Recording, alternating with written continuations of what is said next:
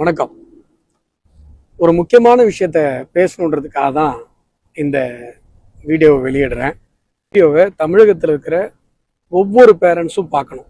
எல்லாருக்கும் இந்த விஷயத்த ஷேர் பண்ணுங்க. இப்போ ஜூன் மாதம் ஆரம்பிச்சிருச்சு. தன்னுடைய குழந்தைகளை தனியார் பள்ளிகளில் படிக்க வைக்கிற ஒவ்வொரு பேரண்ட்ஸும் ஃபீஸ் கட்டுறதுக்காக அவ்வளோ கஷ்டப்படுறாங்க. பல இடங்களில் பணத்துக்காக அலையிறாங்க. நீங்கள் பிஎம் ஸ்ரீ ஸ்கீம் தமிழகத்தில் நடைமுறைப்படுத்தப்பட்டிருந்தா நிறைய நடுத்தர ஏழை குடும்பங்கள் இவ்வளவு கஷ்டப்பட்டிருக்க வேண்டிய அவசியம் இல்லை.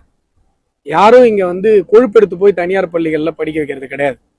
ஏழைகள் ரொம்ப கஷ்டப்பட்டு, நடுத்தர குடும்பத்தினர் ரொம்ப கஷ்டப்பட்டு வருஷத்துக்கு 1 லட்சம் 2 லட்சம் செலவு பண்ணி தங்களுடைய குழந்தைகளை தனியார் பள்ளிகளில் படிக்க வைக்கிறாங்க.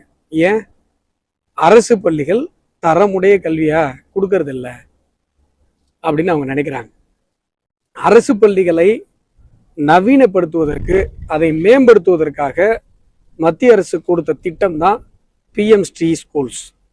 இந்த திட்டத்தின்படி கடந்த 2-3 வருஷத்துக்குள்ளேயே இந்தியா முழுவதும் 14,500க்கும் மேற்பட்ட பள்ளிகள் நவீனப்படுத்தப்பட்டிருக்கு. அதாவது ஒரு பிரைவேட் ஸ்கூல்ல என்ன இன்ஃப்ராஸ்ட்ரக்சர் கிடைக்குமோ அதை விட அதிகமான infrastructures, science lab, smart class rooms, பசங்களுக்கு இண்டிவிஜுவல் அசஸ்மெண்ட் வரைக்கும் பல திட்டங்கள், பல நவீனப்படுத்துதல்கள் இந்த திட்டத்தில் இருக்கு. ஒரு வீடியோ ப்ளே பண்ணுறேன், நீங்கள் பாருங்க. இப்போ நீங்கள் பார்த்த இந்த ஸ்கூல் ஆந்திர பிரதேசத்தில் பிஎம் ஸ்ரீ திட்டத்தில் நவீனப்படுத்தப்பட்ட ஒரு அரசு பள்ளி. இது மாதிரி 885 பள்ளிகள் நம்முடைய பக்கத்து ஸ்டேட் ஆந்திராவில் டெவலப் பண்ணப்பட்டிருக்கு. எனக்குலாம் வயிறுலாம் குமையுதுங்க. இந்த பிஎம் ஸ்ரீ திட்டம் தமிழகத்தில் கடந்த 3 ஆண்டுகள்ல அமல்படுத்தப்படாதனால நம்மளும் இது மாதிரி ஒரு 900 ஸ்கூல் இங்கே அப்கிரேட் பண்ண போறதை இழந்துட்டோம். யோசிச்சு பாருங்க, மாவட்டத்துக்கு 25 பள்ளிகள், அரசு பள்ளிகள் இந்த மாதிரி நவீனப்படுத்தப்பட்டிருக்கும். இந்த திட்டத்தை திமுகவும் உள்ள விடாம இருந்தாங்க.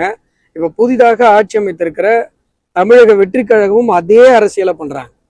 இவங்க என்ன சொல்றாங்கன்னா, இருமொழி கொள்கை தான் எங்களுடைய கொள்கை அப்படின்னு சொல்லி இந்த பள்ளிகள் வந்துருச்சுன்னா 3 மொழிகள் வந்துடும், அதனால நாங்க உள்ள விட மாட்டோம் அப்படிங்கிற ஒரு ஸ்டாண்டை இப்ப இருக்கிற இந்த கட்சியும் எடுக்குது. ஆதவ் அர்ஜுனாவும் அதை தான் பேசுறாரு, கல்வி அமைச்சும் அதை தான் பேசுறாரு.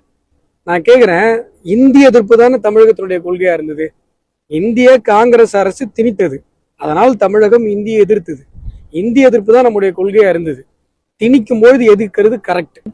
திணிப்பே இல்லாதப்ப எதுக்கு சார் எதிர்க்கணும்? இப்ப யார் இந்திய திணிச்சா? இவங்க இந்திய எதிர்ப்புங்கிற ஸ்டாண்டை மாத்திட்டு இருமொழி கொள்கை தான் எங்களுடைய கொள்கைன்னு என்னைக்கு மாத்தினாங்க தெரியுங்களா?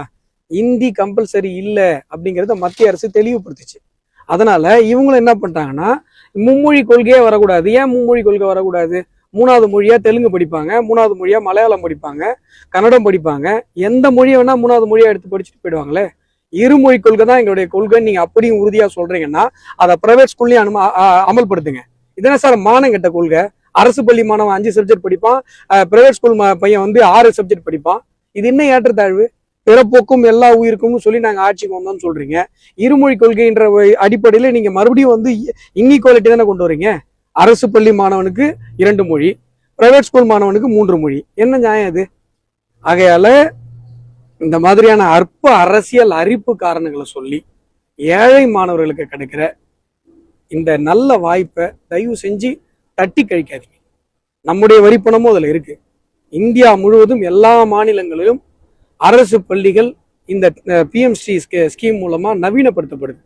நம்ம மாநிலம் அந்த வாய்ப்பை, நல்வாய்ப்பை இழந்து கொண்டிருக்கிறது. தயவு செஞ்சு நீங்க போய் யூடியூப்ல பாருங்க, நெட்ல எடுத்து பாருங்க. பிஎம் ஸ்ரீல அந்த ஸ்கீம்ல நவீனப்படுத்தப்பட்ட அரசு பள்ளிகள்ல என்னென்ன வசதிகள் இருக்குன்றத தயவு செஞ்சு பாருங்க. இதுக்கு மேலையும் தன்னுடைய குழந்தைகளை பிரைவேட் ஸ்கூல்ல சேர்த்துட்டு இன்னைக்கு ஜூன் மாசம் ஃபீஸ் கட்டுறதுக்கு ஃப்ரெண்ட்ஸுக்கிட்டையும் சொந்தக்காரங்கிட்டையும் கடன்காரன்ட்டையும் போய் வாசல்ல நிக்கிறான் பாரு, அந்த அப்பாவோ அந்த அம்மாவோ சொல்லட்டும் இந்த பிஎம் ஸ்ரீ ஸ்கூல் வேணான்னு சொல்லி. இந்த அரசியல் அரிப்புக்காக அரசியல்வாதிங்க யாரும் சொல்லாதீங்க. சிந்திச்சு பாருங்க. நன்றி.